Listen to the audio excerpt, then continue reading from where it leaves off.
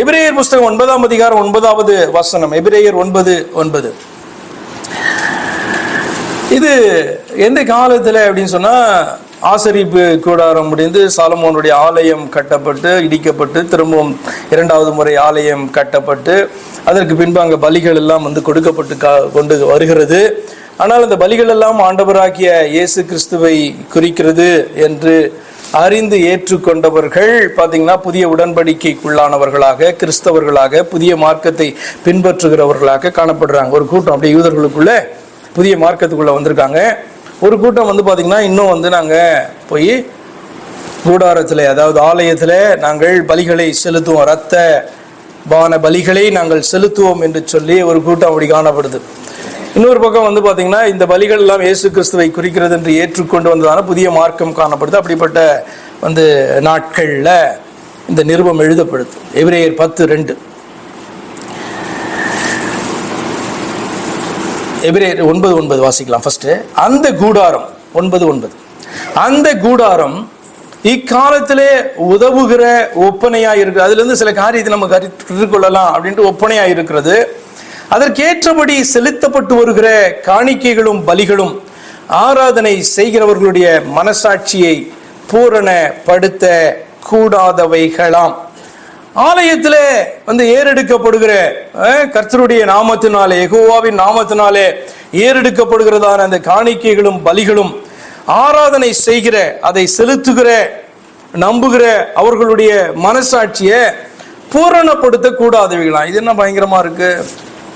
ஆண்டவரை ஏற்றுக்கொண்டு பக்தியாய் அவருடைய சமூகத்துக்கு வந்து அவருடைய நாமத்தினாலே அவருக்கு காணிக்கைகளையும் பலிகளையும்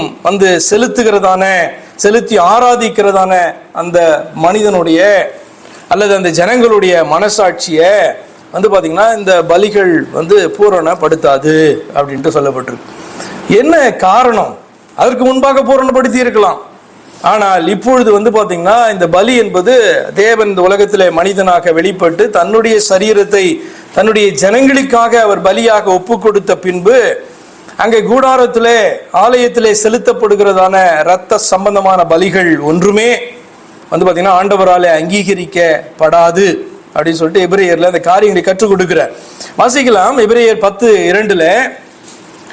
பூரணப்படுத்துமானால், இருதயத்தை, நம்முடைய ஆத்மா அல்லது மனசாட்சி அது பூரணப்படுத்துமானால், ஆராதனை செய்கிறவர்கள் ஒரு தரம் சுத்தமாக்கப்பட்ட பின்பு இன்னும் பாவங்கள் உண்டென்று உணர்த்தும் மனசாட்சி அவர்களுக்குள்ளே இல்லாதிருப்பதினால் அந்த பலிகளை செலுத்துகிறது நிறுத்தப்படும் அல்லவா.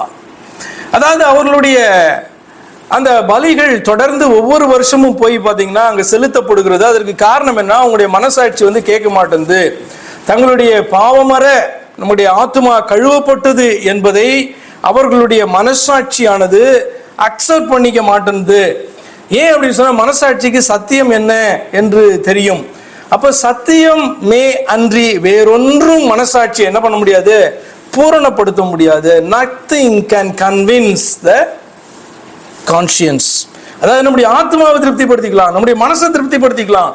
ஆனா நமக்குள் காணப்படுகிறதான அந்த மனசாட்சியை என்ன பண்ண முடியாது, சத்தியத்தை தவிர வேற ஒன்றுமே திருப்திப்படுத்த முடியாது. அவர்கள் வேத வசனங்களின்படி நாங்கள் போய் காணிக்கைகளை செலுத்துகிறோம், நாங்கள் போய் இரத்த பலிகளை நாங்கள் செலுத்துகிறோம், பஸ்காவை ஆசரிக்கிறோம் என்று போய் கொடுத்தா கூட அவருடைய மனசாட்சி என்ன பண்ணாது, இதை சரிதான் இது அப்படின்னு சொல்லவே சொல்லாது, பூரணப்படுத்தாது. பூரணப்படுத்துமானால் எதற்காக திரும்ப அடுத்த வருஷம் பஸ்காவை அவங்க கொடுக்கணும் அப்படின்ற ஒரு கேள்வி என்ன பண்றாரு, வைக்கிறார். எபிரேயர் 9:14 எதுதான் பூரணப்படுத்தும் மனசாட்சி என்று சொல்லி இந்த காரியத்தில் அவர் பேசுகிறார்.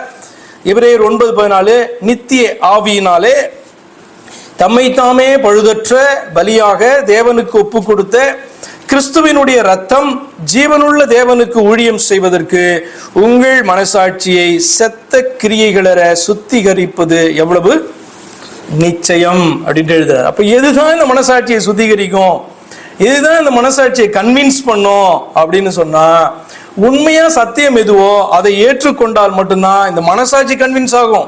நம்முடைய மனசுல பாத்தீங்க அப்படின்னு சொன்னா ஓகே அப்படின்னு சொல்லிட்டு நம்ம பாத்தீங்கன்னா ஆத்துமாவில் திருப்தி அடைந்து கடந்து போகலாம்.